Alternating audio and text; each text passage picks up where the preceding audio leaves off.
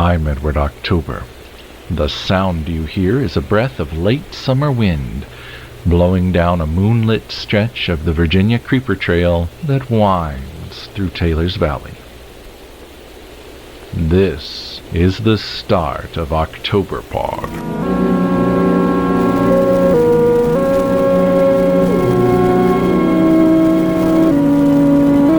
Tonight we journey to the ancient and mysterious Appalachian Mountains of Virginia in search of the Creekfield Woman.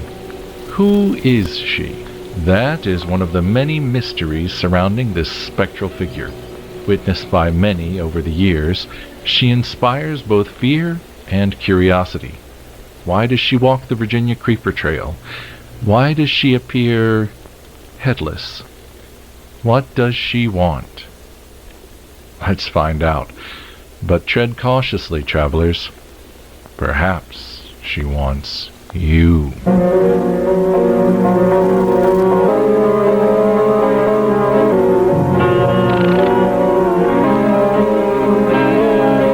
In Search of the Creekfield Woman.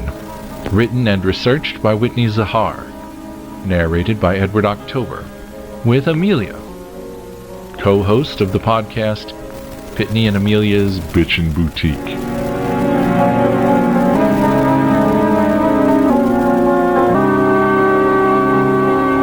Let us set the scene as we allow our imaginations to carry us to the fog-shrouded, verdant hills and valleys of the Appalachian Mountains. They range from Newfoundland, Canada to central Alabama, with the famous oft-hiked Appalachian Trail cutting through them from Maine down to Georgia. The mighty stone beneath our feet and the outcroppings looming overhead are known to date back as far as the Precambrian period.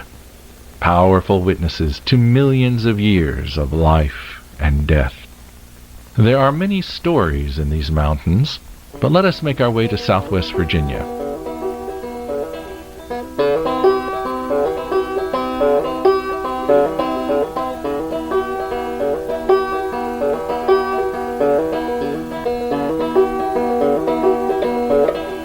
Here, this 550-mile rugged backbone of stone, valley, and river was hunting and fishing grounds for the Manahoac, the Iroquois, and the Shawnee. Other tribes included the Cherokee, the Cheeska, and the Shawla.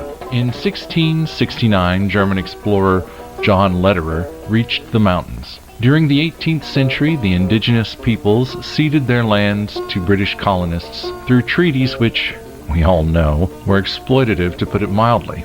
The Iroquois showed great reluctance to give away their lands. Who can blame them? It was their home. But did they know something the British did not?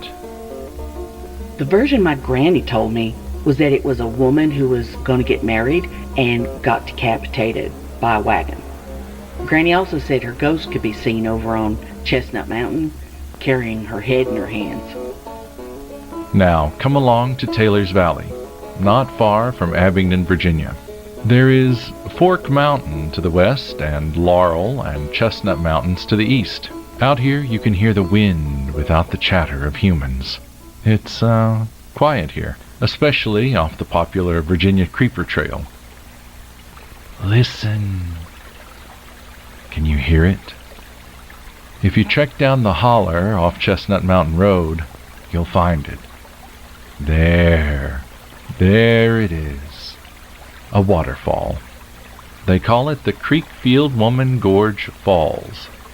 Let's sit here for a while. Let me tell you the story of the Creekfield Woman. Deep in the woods of Taylor's Valley, Virginia, when railroads crisscrossed the country, there lived a Mr. and Mrs. Creekfield.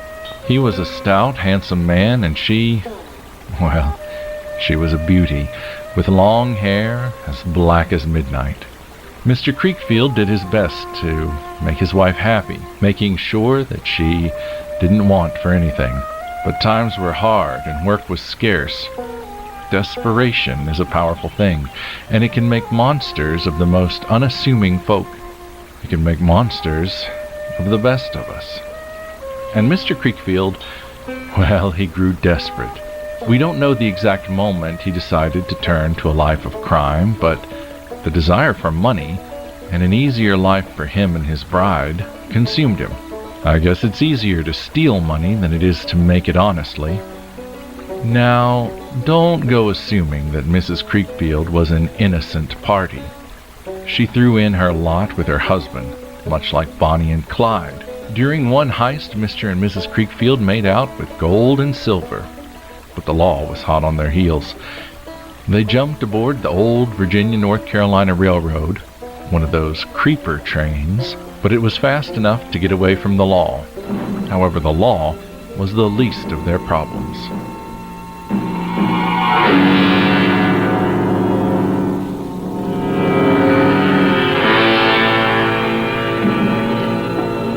You see, during the course of their crime spree, Mr. Creekfield began to think that Mrs. Creekfield was going to betray him. Take the money and run, as the old saying goes. So he began thinking of doing away with the raven-haired beauty and keep all the money for himself.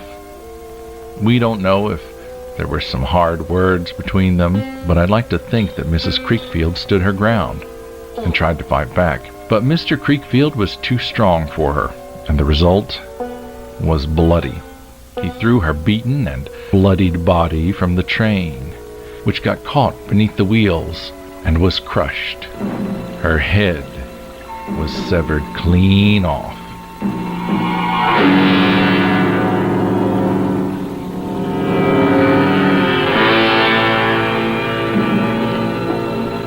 It's a gruesome tale, and it appears Mrs. Creekfield has her reasons for haunting this landscape.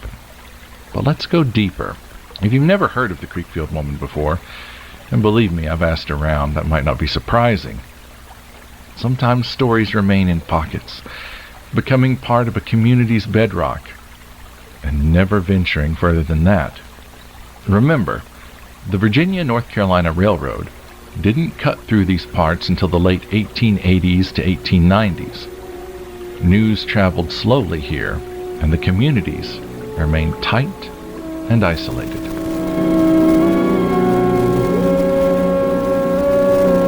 I lived in Damascus until I was about 11 or 12, but my Meemaw lived in Taylor's Valley all her life. There were certain places in Taylor's Valley where she was reluctant to drive to at night. There's one bend in the road in particular that really spooks her. If she ever has to drive down that section of road at night, she'd always pull over outside the nearest church, or anyway, if there was a cross or something like that on the side of the road. She'd pull over and open one of the car doors for a few seconds before driving the rest of the way home. One time I asked her why she did that, and she said she was just letting that old woman out of her car. That old woman she was talking about was the Creekfield Woman. Another version of this ghostly lady's story took place in the years of the American Civil War. Mr. and Mrs. Creekfield built a life together, working hard in this rugged terrain. When he was called to serve the Confederacy, he had no choice but to go, and she had no choice but to remain behind to care for their land and their home. During the Civil War, and especially in Taylor's Valley, news and letters were hard to come by. Over time, Mrs. Creekfield believed her husband had been killed. What was she supposed to think or do? She had made friends with a young man who was part of some kind of community patrol, and later they began an affair. However, one day, she opened her cabin door, and there stood Mr. Creekfield before her, alive and whole. Well, not quite whole. The man who returned certainly was not the same person he had been before. Today we know a lot more about post-traumatic stress, but it's still difficult to fully understand. During the Civil War, it was a complete mystery. All Mrs. Creekfield knew was that her husband drank more alcohol and perhaps acted more sullen, trapped in the quicksand of sorrow and rage that she would never understand, and perhaps he didn't either. He knew she'd been unfaithful in his absence, but he never reproached her. After all, she thought he was dead. There came a day when others noticed that Mrs. Creekfield wasn't around anymore. If they asked Mr. Creekfield, He said she was unwell and left the mountain to stay with her family. Nobody questioned it, even if they gossiped about it behind closed doors or glanced at Mr. Creekfield with uneasy eyes. Perhaps while the couple was doing chores around the house, chopping wood, Mrs. Creekfield let her guard down, and in a sudden fit of rage or dissociation, Mr. Creekfield swung the axe and chopped off her head.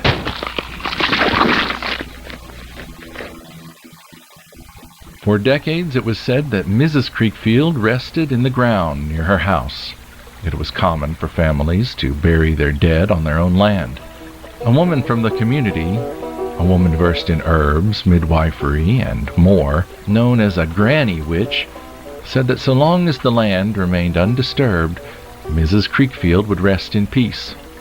Well, the ground was disturbed when the railroad came. They called it the creeper because it was so slow. Railroad workers shared stories of a ghostly woman in white with long black hair carrying a lantern. She drifted along in no rush, appearing to be waiting for something or someone. Despite her slow pace, she effortlessly kept pace with the trains. The railroad was decommissioned in 1977 and later reopened as a rail-to-trail system known as the Virginia Creeper Trail. It's full of bicycles and hikers. It's beautiful out there. Damascus and Abingdon frequently greet explorers on the Virginia Creeper Trail. I used to walk it myself back when I lived in the area. I know people who still walk it. When we were little, we used to go out in the evening and chase around lightning bugs trying to catch them. One time we was out and there was one that was lit up differently than the other lightning bugs. The light was a little bigger and a little greener. It seemed to float off in the distance instead of, blinking on and off like a lightning bug. We followed a ways up onto the creeper trail when we saw it. It was right around twilight and there was just enough light in the sky to make out the figure of a woman with long black hair standing back among the trees. That light wasn't a lightning bug. It was from a lantern she was carrying.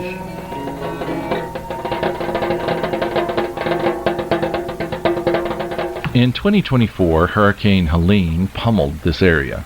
It swept inland away from the coast and caused devastating floods and damage. Many similar communities, especially in North Carolina, were inundated by the floodwaters. In the aftermath, when people came to clean up and offer support after the disaster, one forest worker from out of town saw the Creekfield Woman still wearing her white dress, still with long black hair, still carrying her lantern and her head. The Creekfield Woman's story is hard to untangle. Was she a bank robber, the Bonnie to Mr. Creekfield's Clyde? Shoved from a train because he was afraid she would double-cross him? Was she a wife from the Civil War trying to make her way the best she could, losing her life to her husband's instability and alcoholism? Is it a cautionary tale of abuse, isolation, and women's agency, or lack thereof? As you can imagine, I've heard my fair share of spook stories and have heard plenty of woman in white ghost stories. We've even adapted a few for Octoberpod.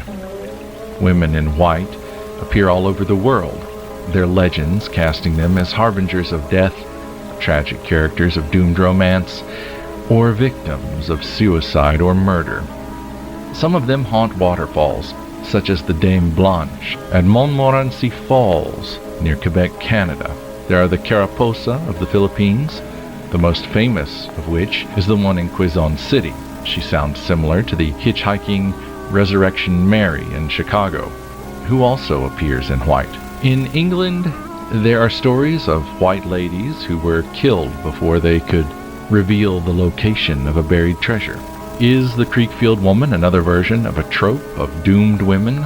Or perhaps her haunting is her way of opening our eyes to a different truth? Let's try this one on for size. Mrs. Creekfield chose to leave. She didn't want to be a victim. She didn't want to become lost. So she left Mr. Creekfield and went to live her own life somewhere else. Perhaps she died sooner rather than later. Perhaps she lived a full life. But she lived and died on her own terms. Rather than tell anyone that she left him, Mr. Creekfield chose to metaphorically kill her. Maybe she wasn't decapitated after all.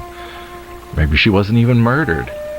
And that was just added to heighten the scares when the story was told. Because as we sit here by this waterfall, it's peaceful and quiet. We're alone here, but it's not frightening. No one reports feeling threatened by the Creekfield Woman. And yet she is present in this land, a sentinel, a watcher. Perhaps she wants us to tell a different story. So, Creekfield Woman, who are you really? What is it you want? Is it gold and silver? Or are you just alone?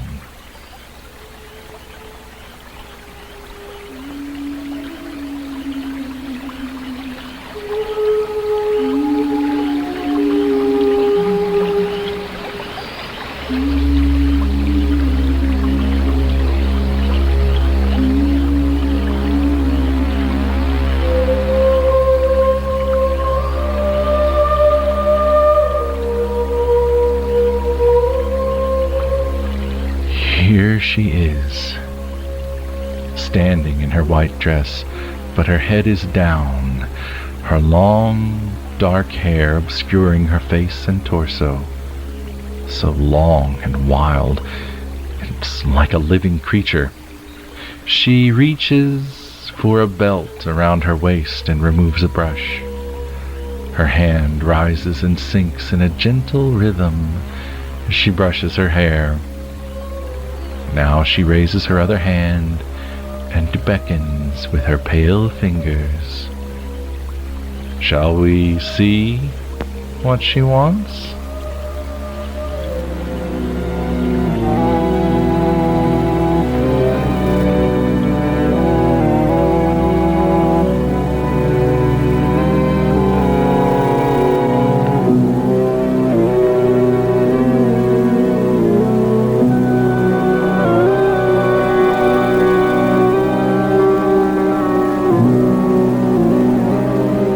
I'd like to take this opportunity to give a special thanks to my good friend Sam, YouTube user Punky Brewster, and the people of Taylor's Valley for sharing their stories and making this episode possible.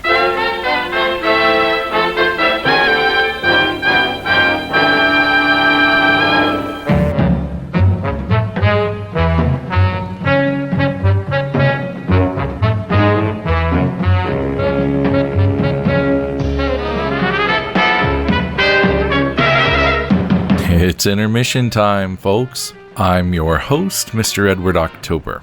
You may have heard of Glow, the glamorous ladies of wrestling, but today on Octoberpod we're talking about Glow, spelled G-L-O-H, the goriest ladies of horror. And there is perhaps no other figure of female fear more iconic than Regan MacNeil, the face that launched 1,000 nightmares in The Exorcist. Given the runaway success and notorious reputation of The Exorcist, a sequel was inevitable. Enter John Boorman's Exorcist II: The Heretic, a film that takes its place next to Halloween 3: Season of the Witch, Alien 3, and The Book of Shadows, Blair Witch 2, on the Mount Rushmore of hated and misunderstood horror sequels. Exorcist II: The Heretic is perhaps the most cuckoo bananas crazy pants sequel ever made. William Peter Blatty, author of The Exorcist, and William Friedkin, director of the first film, both hated it. I once read, and this may be an urban legend, but it ought to be true, that upon seeing the disastrous theatrical cut of Exorcist II, William Peter Blatty called up the studio and offered to team up with Friedkin to recut the film as a comedy. Blatty's idea was to do what Woody Allen did with What's Up, Tiger Lily, and redub all of the actors' lines to create a whole new story and turn the film into an intentional farce. But before we get ahead of ourselves, let's do a brief rundown of the plot. Here's how William Friedkin, who always referred to the picture as the HERETIC, once summarized it. So I went in the screening room and I see some guys riding on the back of a bumblebee or some fucking thing. It was unreal. And I left. I guess you'll need a little more to go on than that. Father Lamont, played by a very sauced-up Richard Burton, is contacted by the Vatican to investigate and validate the exorcism from the first film, performed by Father Merrin, Max von Sydow, reprising the role of Merrin as a younger man in flashbacks, and Father Karras, who does not really factor into this sequel in any meaningful way. Exorcist III will make up for that in spades.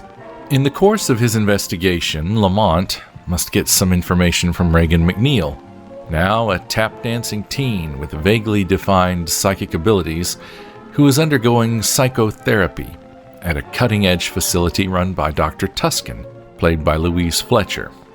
Unfortunately for Father Lamont, Regan has no memory of her possession or her exorcism, and can only discuss the ordeal through the use of some strobe-lighty hypnosis gadget that syncs her brainwaves up to the brainwaves of the person questioning her. Along the way, we see flashbacks of Father Merrin's first encounter with the demon Pazuzu, meet a demon fighter named Kokumo, James Earl Jones, and go bugfuck with swarms and swarms and swarms of locusts. The plot is ponderous, trippy, and more than a little silly, but you've got to admire its moxie. If you've never seen it, especially if you've avoided it for its bad reputation, pause this podcast right now and watch it, because I'm likely to spoil the hell out of it from here on out. Though it is hard to spoil a picture that doesn't make a lick of sense. Indeed, Exorcist II almost works better as an ambient mood piece, a collection of sights and sounds to wash over you, rather than as a narrative taking you from point A to B within a story.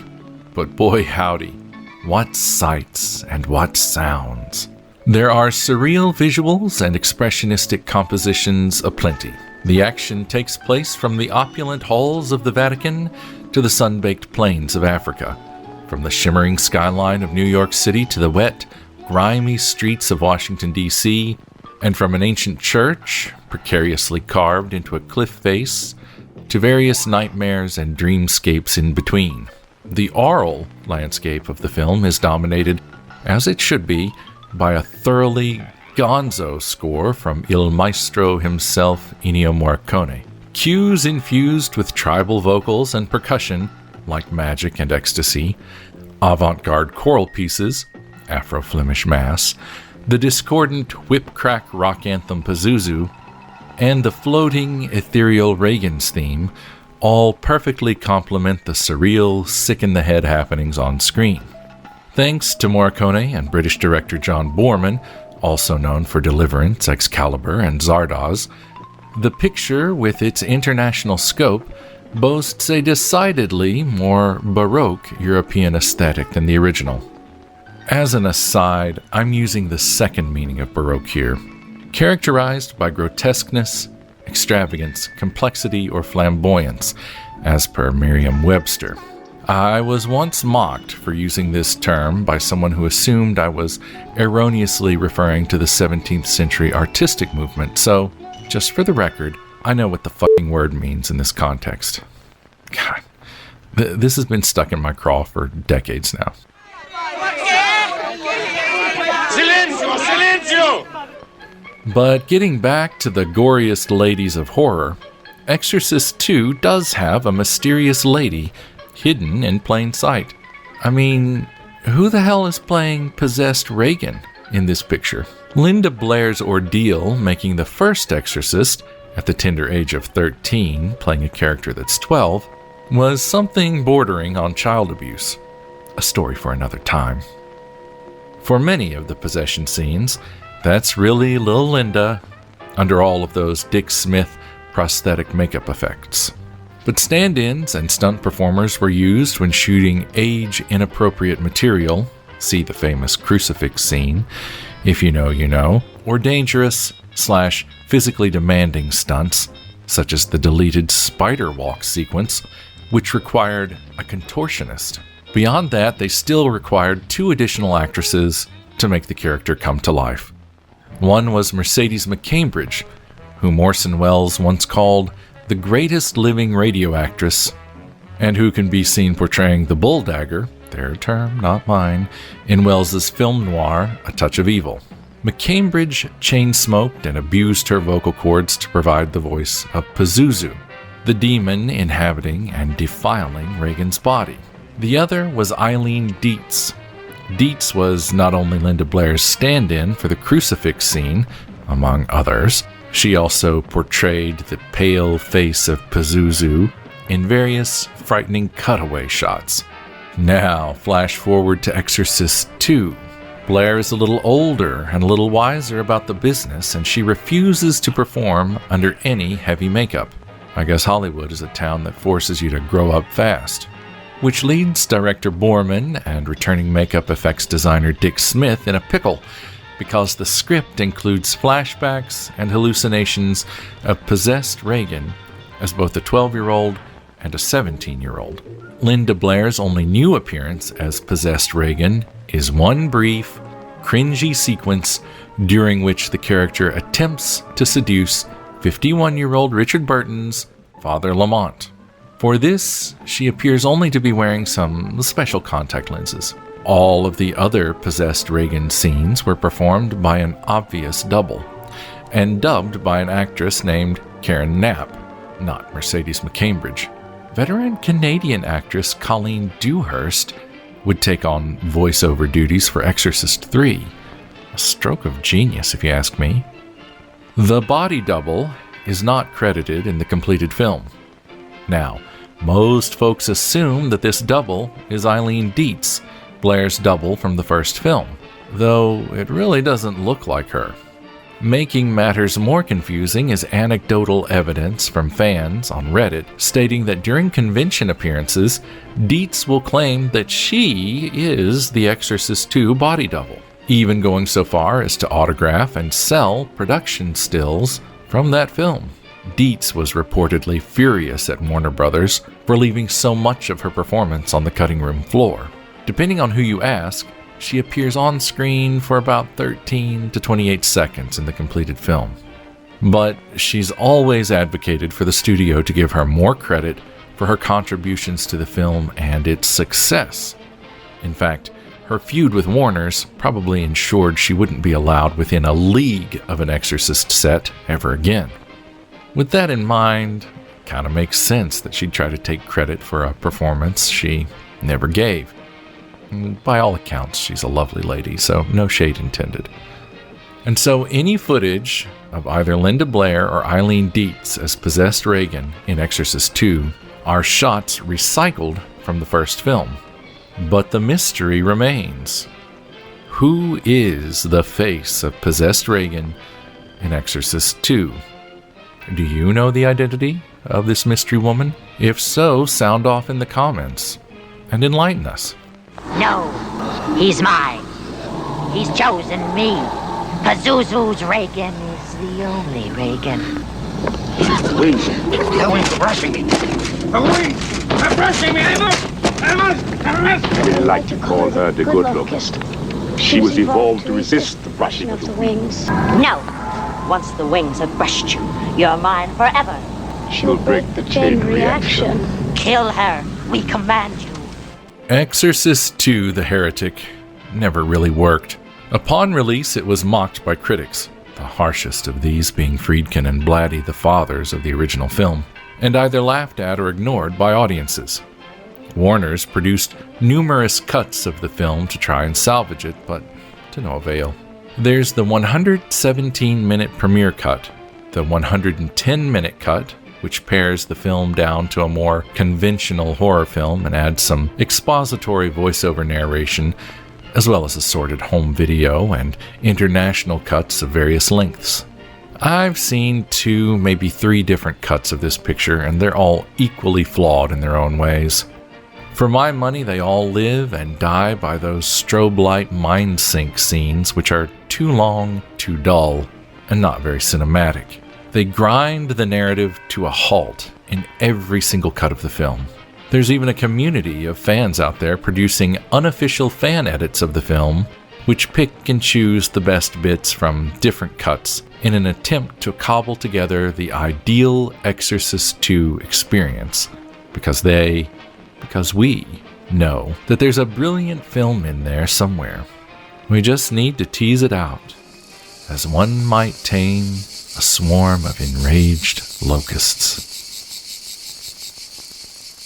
If you want to grab a piping hot Tony's Pizza, some Rico's Nachos, or a handful of hot dogs with all the fixins from our refreshment stand, you better grab it quick, because intermission time is over. Act 2 of Octoberpod starts now.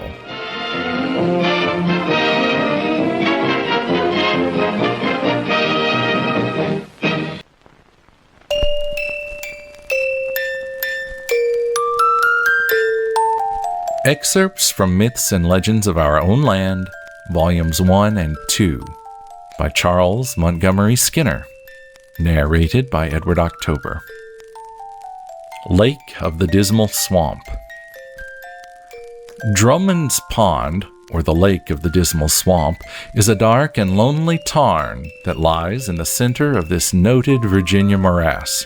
It is, in a century-old fashion, the sticks of two unhappy ghosts that await the end of time to pass its confines and enjoy the sunshine of serener worlds. A young woman of a family that had settled near the marsh died of a fever caused by its malarial exhalations and was buried near the swamp.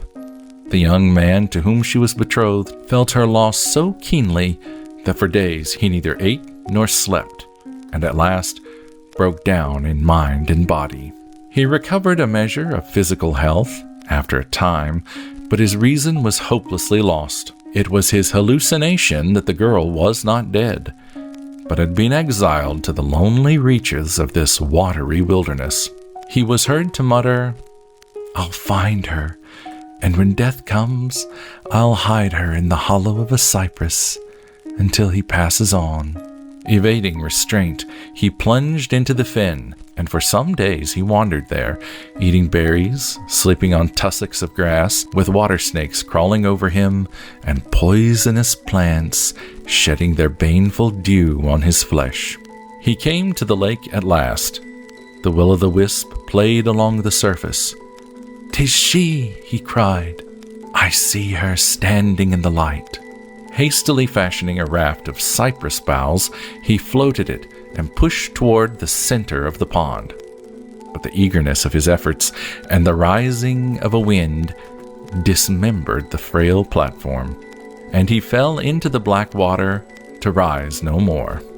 But often, in the night, is seen the wraith of a canoe, with a firefly lamp burning on its prow, restlessly urged to and fro by two figures that seem to be vainly searching for an exit from the place, and which are believed to be those of the maiden and her lover.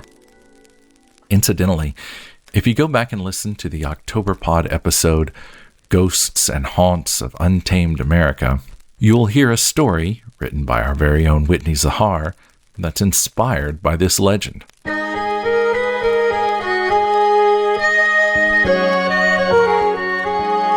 Siren of the French Broad.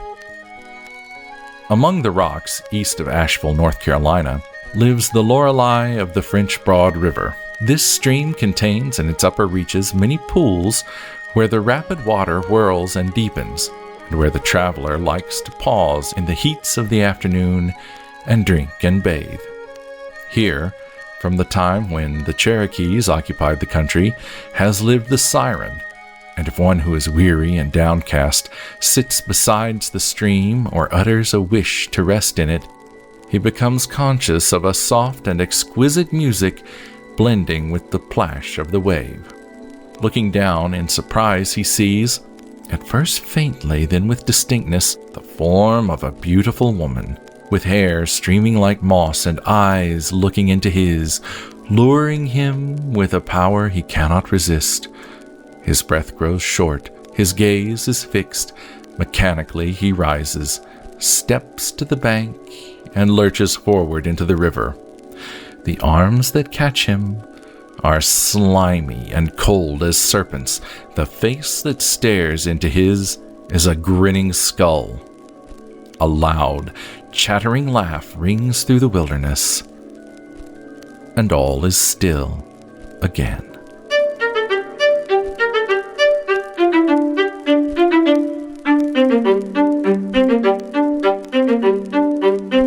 Spooks of the Hiawassee. The hills about the head of the Hiawassee are filled with haints. The people of the region, illiterate and superstitious, have unquestioning faith in them. They tell you about the headless bull and black dog of the valley of the Chitata, the white stag of the Sequahatchee, and the bleeding horse of the great Smoky Mountains. The last three being portents of illness, death, or misfortune. Other ghosts are those of men. Near the upper Hiawassee is a cave where a pile of human skulls was found by a man who had put up his cabin near the entrance. For some reason, which he says he never understood, this farmer gathered up the old bleached bones and dumped them into his shed. Quite possibly he did not dare to confess that he wanted them for fertilizers or to burn them for his poultry. Night fell dark and still, with a waning moon rising over the mountains. As calm a night as ever one slept through. Long toward the middle of it, a sound like the coming of a cyclone brought the farmer out of his bed. He ran to the window to see if the house were to be uprooted, but the forest was still, with a strange, oppressive stillness. Not a twig moving, not a cloud veiling the stars, not so much as an insect chirping. Filled with a vague fear, he tried to waken his wife, but she was like one in a state of catalepsy. Again the sound was heard, and now he saw without a shadowy band circling about his house like leaves whirled on the wind. It seemed to be made of human shapes with tossing arms, this circling band, and the sound was that of many voices, each faint and hollow by itself, but loud in aggregate. He who was watching realized then that the wraiths of the dead, whose skulls he had purloined from their place of sepulture, were out in lament and protest. He went on his knees at once and prayed with vigor until morning. As soon as it was light enough to see his way, he replaced the skulls, and was not troubled by those haints again. All the gold in America, said he, would not tempt him to remove any more bones from the cave tombs of the unknown dead.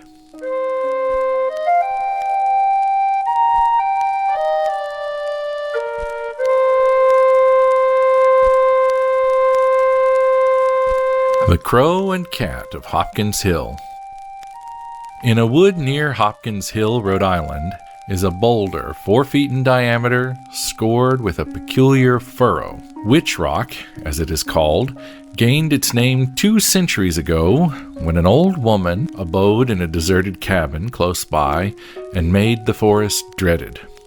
Figures were seen flitting through its shadows.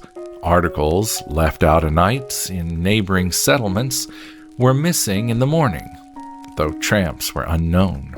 Cattle were afflicted with diseases, stones were flung at windows by unseen hands, crops were blighted by hail and frost, and in stormy weather the old woman was seen to rise out of the woods and stir and push the clouds before her with a broom. For 100 yards around Witch Rock, the ground is still accursed, and any attempt to break it up is unavailing.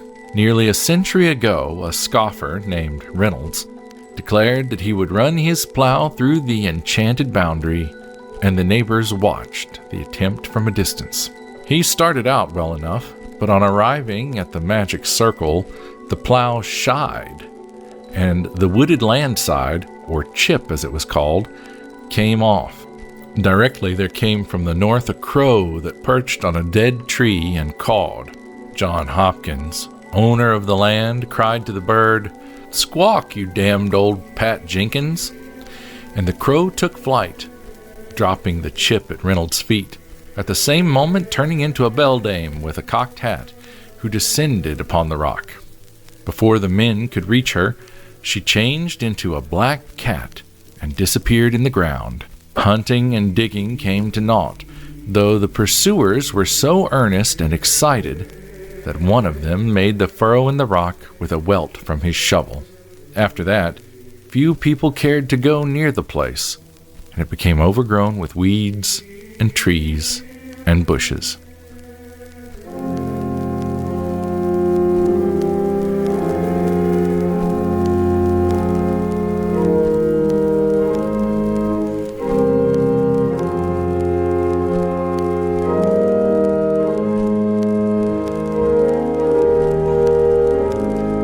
The Owl Tree. One day in October 1827, Reverend Charles Sharpley rode into Alfred, Maine, and held service in the meeting house. After the sermon, he announced that he was going to Waterboro to preach, and that on his circuit he had collected $270 to help build a church in that village. Would not his hearers add to that sum? They would and did. And that evening the parson rode away with over $300 in his saddlebags. He never appeared in Waterboro. Some of the country people gave tongue to their fear that the possession of the money had made him forget his sacred calling, and that he had fled the state. On the morning after his disappearance, however, Deacon Dickerman appeared in Alfred riding on a horse that was declared to be the minister's, until the tavern hostler affirmed that the minister's horse had a white star on the forehead and breast, whereas this horse was all black. The deacon said that he found the horse grazing in his yard at daybreak, and that he would give it to whomever could prove it to be his own property. Nobody appeared to demand it, and people soon forgot that the horse was not his. He extended his business at about that time and prospered. He became a rich man for a little place, though as his wealth increased, he became morose and averse to company. One day a rumor went round that a belated traveler had seen a misty thing under the owl tree at a turn of a road where owls were hooting, and it took on a strange likeness to the missing clergyman. Dickerman paled when he heard this story, but he shook his head and muttered of the folly of listening to boy nonsense. 10 years had gone by. During that time, the boys had avoided the owl tree after dark, when a clergyman of the neighborhood was hastily summoned to see Mr. Dickerman, who was said to be suffering from overwork. He found the deacon in his house alone, pacing the floor, his dress disordered, his cheek hectic. "I have not long to live," said he, "nor would I live longer if I could. I am haunted night and day, and there's no peace, no rest for me on earth. They say that Sharpley's spirit has appeared at the owl tree. Well, his body lies there. They accuse me of taking his horse. It is true. A little black dye on his head and breast was all that was needed to deceive them. Pray for me, for I fear my soul is lost. I killed Sharpley." The clergyman recoiled. "I killed him," the wretched man went on, "for the money that he had. The devil prospered me with it. In my will, I'll leave $2,000 to his widow and $5,000 to the church he was collecting for. Will there be mercy for me there? I dare not think it. Go and pray for me." The clergyman hastened away, but was hardly outside the door when the report of a pistol brought him back. Dickerman lay dead on the floor. Sharpley's body was exhumed from the shade of the owl tree, and the spot was never haunted after that day.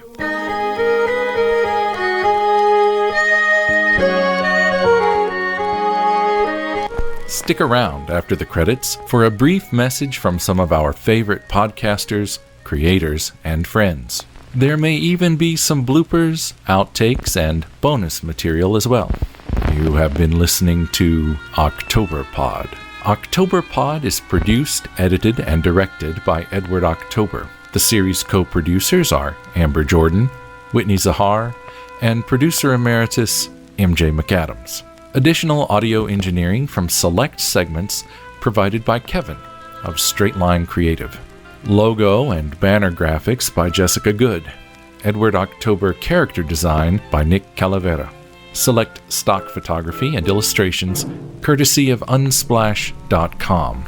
Thorax, theme from Octoberpod, and Overture from Bigfoot Apocalypse, composed and performed by Nico Vitezi. Select music and FX cues courtesy of freesound.org. All other stock photography, illustrations, music, and FX cues, except where noted, were derived from Creative Commons sources or from sources and recordings within the public domain. All stories, essays, scripts, and audio plays performed on Octoberpod AM or Octoberpod Home Video are the intellectual property of their creators. Octoberpod was conceived, written, performed, and scored by real human creators. Generative AI was not used to create Octoberpod, and it never will be. For business inquiries or story submissions, email us at octoberpod@gmail.com. Follow us on the dumpster fire formerly known as Twitter at OctoberpodVHS, on Instagram at OctoberpodVHS, on Blue Sky at octoberpod.bsky.social, or on the World Wide Web at octoberpodvhs.com. The man who spoke to you was Mr. Edward October. Hi, I'm Karen. And I'm Aubrey. And this is Chicklet, a literature comedy podcast where we enjoy getting lit and talking about books we love and love to roast. We also talk about personal opinions and quote The Office so much that we've made it into a drinking game. We've been friends for over a decade, so grab your drink of choice and join us for some shenanigans. Welcome to Chatsunami, a Scottish variety podcast that discusses topics from gaming and films to anime and general interest. Join me, your host, Satsunami, as well as the rest of our Chatsunami team for our takes on these very important pop culture topics. Sir, it's clearly a trap. I accept your fate! That happens 3 times in the film. Like every time that general goes, don't do this one thing, he goes, do you know what I'm gonna do? That's exact. It does as well. She had the pointy teeth. What was that about? She looked like Bilbo when he wants the ring back. She did, didn't she? I just want the lightsaber one more time. Parasite says, no, you will get back into your office and work. No, says the man in Zoom. Yeah. Trousers are for the working man. You're bursting into your hotel room. Honey, we need to go. Leave the kids. You can milk an Oddish. Oh! That's the worst thing you've ever said in any of the episodes. If that sounds like your cup of tea, then you can check us out at our website, chatsunami.com, as well as all good podcast apps. As always, stay safe, stay awesome, and most importantly, stay hydrated. Stay classy and have a banana. This has been Chatsunami. I'm sorry.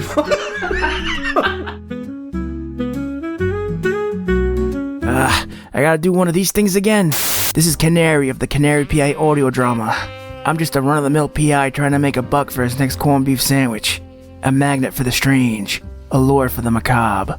Sometimes the worst kind of monsters are very human. Other times, it's unexplainable. Peculiar short stories with a revolving cast of colorful characters. Say that 10 times fast. Mixing noir, horror, mystery, and drama. Reach us at rpcanarypi.carrd.co or look up Canary PI in your favorite search engine. Gotta go. Lunch is here. Hey, where's the pickle? Putting me on. I have never seen a frame of any of the sequels. And I'm not interested in them. I actually did see maybe 2 or 3 minutes of Exorcist II. I was at the Technicolor lab, and one of the color timers said, hey, we're running Exorcist II. Do you want to go in the screening room and have a look at it? And I was over there doing something else, and I said, okay, sure. So I went in the screening room, and I see some guys riding on the back of a bumblebee or some fucking thing. It was unreal. And I left. And now I'm going to tell you the story of the first screening of Exorcist II. The sneak preview in Pasadena. This was Exorcist II. And it was told to me by an executive of Warner Brothers. Because the executive said, oh, you got to come out to see the sneak preview. It's really terrific. And you're going to love it. You're a grandfather. You should be proud. And I said, no, I think I'll miss it. Then afterwards, he told me the story. Footnote, and I'll put this in the bloopers. One of these days, I might try my hand at making my own fan edit. I'd recut it as a silent film and make sparing use of dialogue intertitles to tame Richard Burton's hammier line readings and smooth over some of the more preposterous plot points. I'd tell the story in a non-linear fashion, using highly truncated versions of the hypnosis gadget scenes as a framing device. In other words, the plot would unfold as a series of flashbacks and asides. In other words, the plot would unfold as a series of flashbacks and asides told during a hypno session, thus leaning into the picture's hallucinogenic and dreamlike qualities. Most importantly, I'd chop it down to a tight 80 to 90 minute runtime. So she left Mr. Creekfield and went to live her life somewhere else, and went to live her own life on her terms, somewhere else. Perhaps she died sooner rather than later. Perhaps she lived a full life, but she lived and died on her own terms. I already said that. Music intro sting. Good evening, travelers. Tonight we journey to the ancient... Fuck that. Good evening, travelers. Head chop gore splat. Other tribes included the Cherokee, the Chiska, and the Huahule. How do I... Exuale. The Chiska? No fucking way. No fucking way. How do I... Exuale. What the fuck? Such as the Dame Blanche at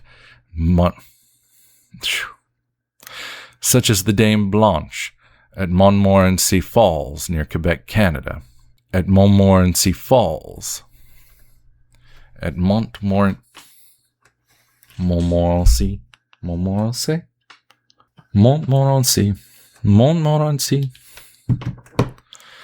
Along the way, we see flashbacks of Father Merrin's first encounter with the demon Pazuzu. Encounter.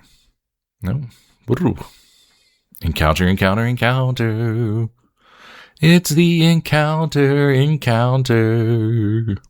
You hear those sirens way off in the distance?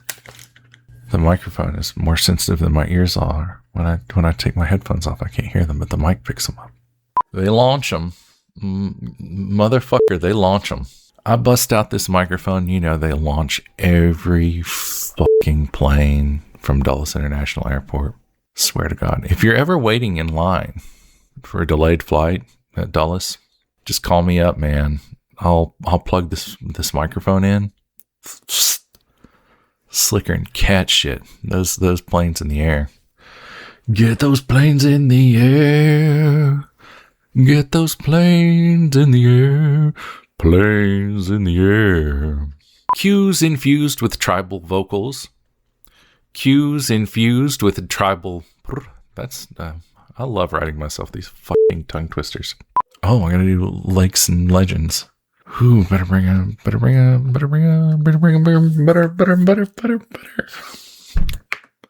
pack a lunch. This is the end of Spooks of the Myths and Legends of Our Own Time. Whatever. That's your title. Fucking Cave Tombs of the Unknown Dead. I wonder if that's a good keyword. Is that a searchable? Is that SEO? Oh, fuck. Plow shied in the the plow shied and the wooden land sighed. Whew. To those who see them. Do you guys hear that fucking dog? I'm going to keep the audio that I just did, but there's a fucking dog that keeps fucking barking. Barkity, barkity, barkity. Fuckity, fuckity, fuck. Fuckity, shitty, fuckity, shit. Shit, fuck. Bark, bark, bark. Bark, bark, bark, bark, bark. Now I'm done. Boop. Boop. Boop. Fiend, motherfucker fiend.